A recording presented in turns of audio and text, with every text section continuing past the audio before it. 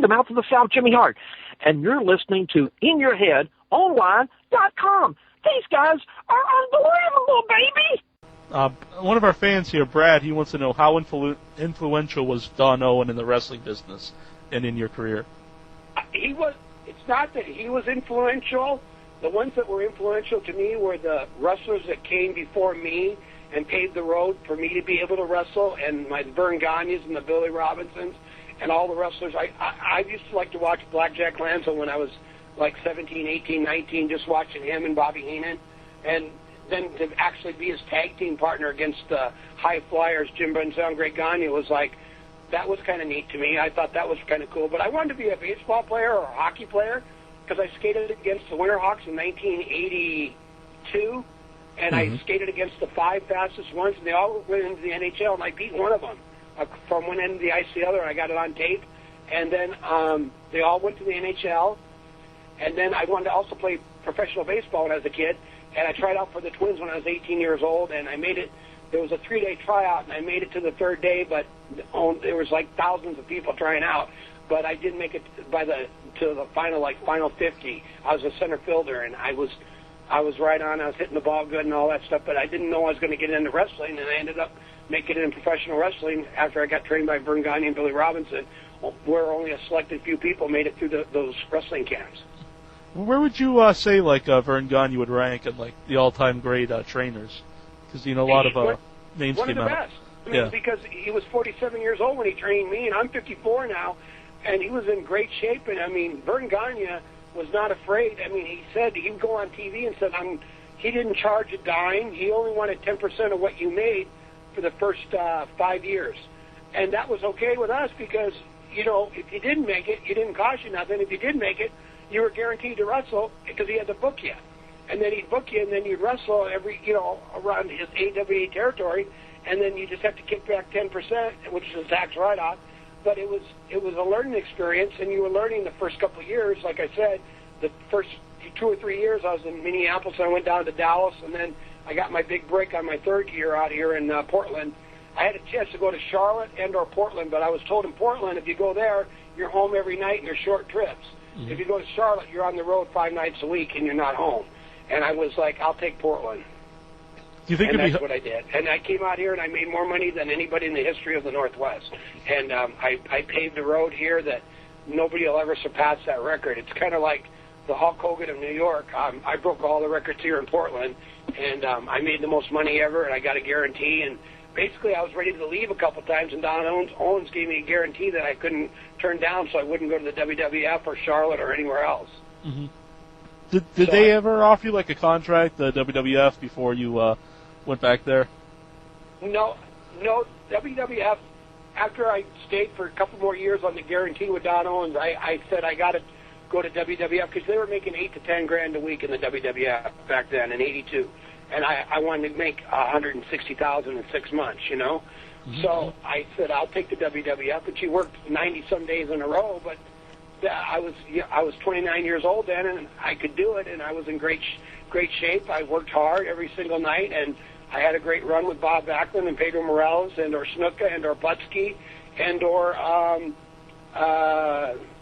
just trying to think of some of the other wrestlers. Those were the 4 basic guys I worked with every single night. I took Curt Hennig with me, by the way. God rest his soul. Curt Hennig came out to Portland from Minneapolis. Rick Martel called me up and said, give this guy a break, and I did an angle with Curt right off the bat to get him a push, and he was the #1 babyface. Then when I went to New York, I took Curt with me for the 6-month run. When I went to New York, he went with me the same exact 6 months I was there, mm-hmm. And then they were just grooming him basically to bring him back in the future. And I can never forget Curt Hennig calling me up and saying, "Hey, buddy, you wouldn't believe it. They found a gimmick for me." And I go, "What's your gimmick?" They said, "The same one as yours." I said, "What, Playboy?" He says, "No, Mr. Perfect." He said, "I'm the all-around athlete that can do anything. Perfect."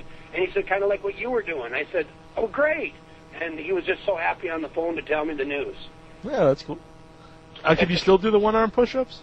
Yeah, I can't do the nip-ups no more, but I could do them at 335 pounds. I could do them every night in 1990, 91. I did them in every town, every single night. And my opponents couldn't even do them. The guys that were in great shape or chiseled, mm-hmm. They couldn't do it. Shawn Michaels could do it, Marty could do it, but there were wrestlers that could. I go, when I do the nip up, you do one and get a double pop, and they couldn't do it. Mm-hmm. And then they were in great shape too.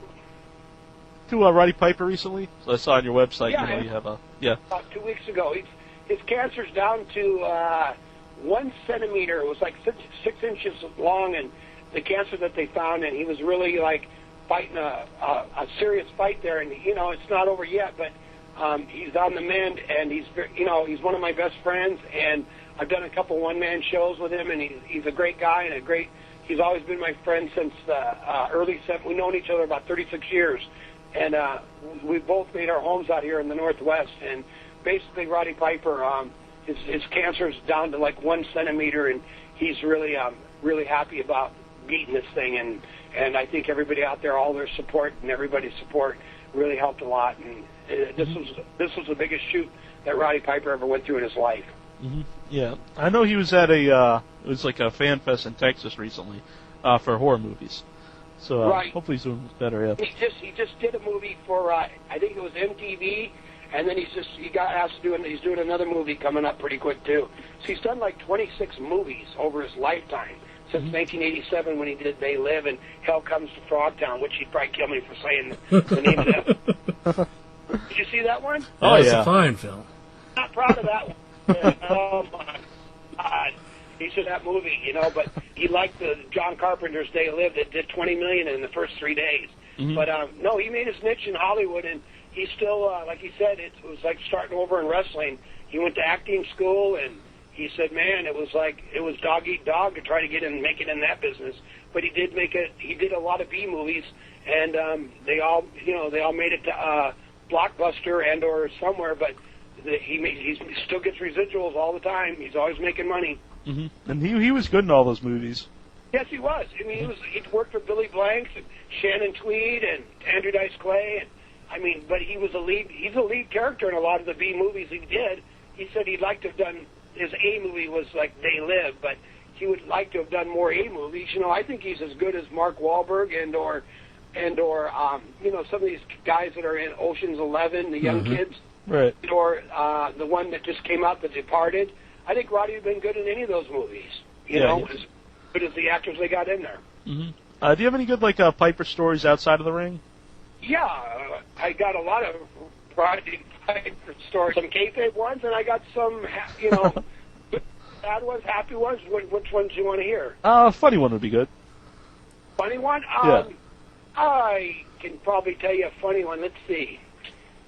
Roddy and I, we were wrestling in a cage match in Albany, Oregon, and I had a nice tan. I'd just come back from Hawaii in 1981, I think it was, end of 1980, and I was wearing white tights, and the special referee was Red Bastien, and he had a mouthful of chew, and Roddy was in on the joke with Red Bastien, and I didn't know what was going to be the rib, but he was giving us the instructions. Red was doing the full instruction thing, like brought us to the middle of the ring.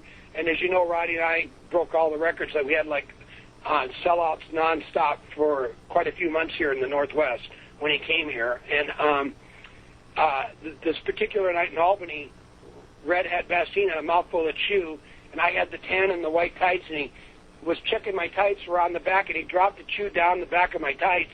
Roddy kicked me in the ass, and the chew went right through the tights because I didn't wear any underwear ever. So right through my tights, it looked like I had a big shit stain.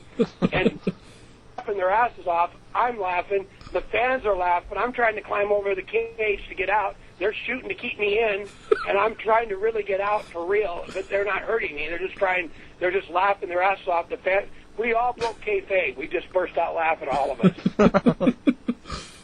Obviously, we got juice and did the whole thing and finished it off, but we never forgot that night.